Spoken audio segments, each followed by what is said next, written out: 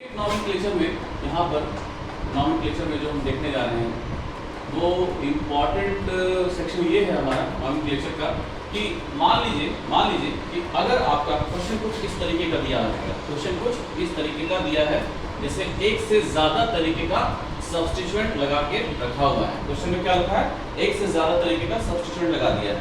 तो आप इसका नॉमेनक्लेचर करेंगे कैसे? उसके लिए आपको ध्यान रखना पड़ेगा कि हम एक चीज़ ध्यान रखेंगे कि सबसे पहले इसमें आपका जहां मन करता है, वहां वन पोजीशन पहले डाल दीजिए। अगर हमको नहीं आ रहा है तो वो डाल देंगे, ठीक है। तो मान लेते हैं कि यहाँ पर ए नाम का कोई है बंदा, बी है कोई, सी नाम का है।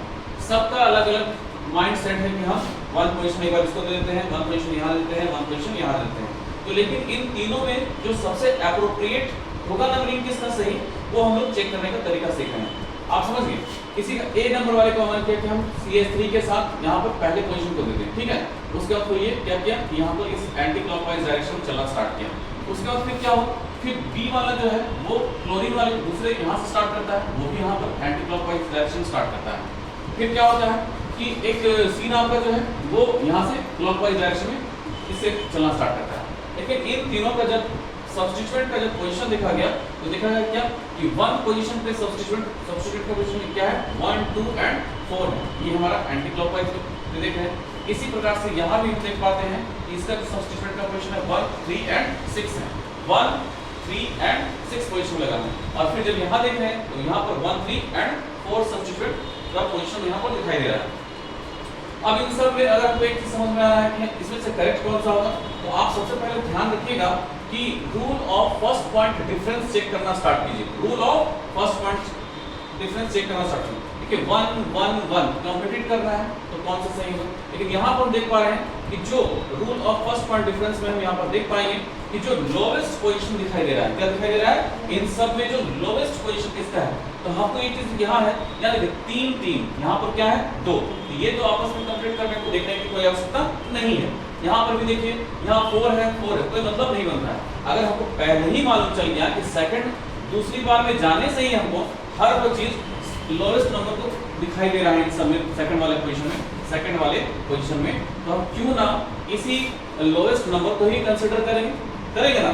तो ध्यान रखिए एक चीज कि अगर ऐसा करते हैं तो आप सबसे पहले सब्स्टिट्यूएंट का पोजीशन कुछ इस तरीके का लिखिए। तो सबसे पहले समझना क्या है कि see only lowest position of substituent and that will give the correct numbering, वही आपका सही नंबरिंग देगा। समझिए, पोजीशन को इस प्रकार से लिख लीजिए 2, 4, 1, 2, 4, 1, 3, 6, 1। और ध्यान रखिए इनमें से लोवेस्ट पोजीशन कौन सा दिया है, ये वाला। तो आप देख पा रहे हैं यहीं से first rule of first point difference हमको पता चल गया। रूल ऑफ RFPD लगाने पर हमको चल गया यहाँ पर ये 2, 3, तो लोवेस्ट पोजीशन कौन दे रहा है, ये फर्स्ट रो वाला लोवेस्ट पोजीशन दे रहा है। तो हमेशा फॉलो कुछ इस तरीके से करें ताकि आपको पता चल सके कि एग्जैक्टली सब्स्टिट्यूएंट को हमको लिखना क्या है, 1, 2 और 4 लिखना है। आप ध्यान दीजिएगा यहाँ पर थोड़ा एक चीज यहाँ पर तरीके से समझना ये होगा कि कैसे प्रोसीड करेंगे इस तरह के क्वेश्चन को। तो सब हमेशा ध्यान रखिएगा, RFPD अप्लाई कर दीजिए, जिसे मन करे उसे एक पोजीशन लगा दीजिए और RFPD लगा करके उसका सही इंपैक्ट पता कीजिए कि लोवेस्ट पोजीशन कौन प्रोवाइड कर रहा है। और ये भी देखिए कि इनके देखिए ध्यान से,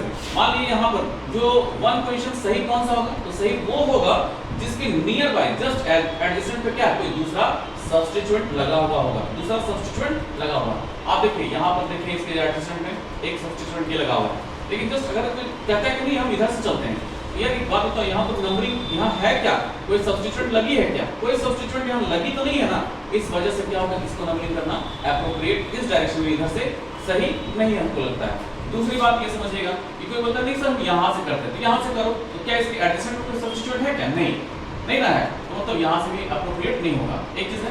और फिर ये बोलते हैं कि यहाँ से करते हैं, तो देखिए यहाँ भी सब्स्टिट्यूएंट का ऑप्शन नहीं है, यहाँ भी नहीं है।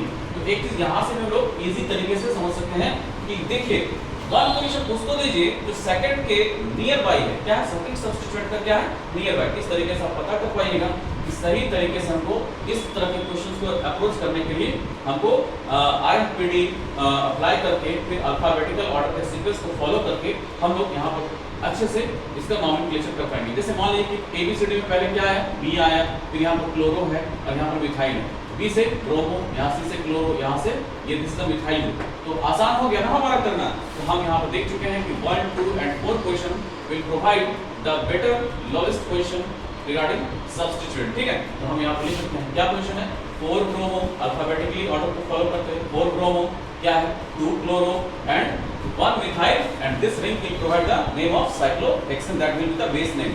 ठीक है, इस तरीके से 4 ब्रोमो 2 क्लोरो 1 मिथाइल साइक्लोहेक्सेन हम लोग कह सकते हैं इसका करेक्ट नॉमेनक्लेचर होगा।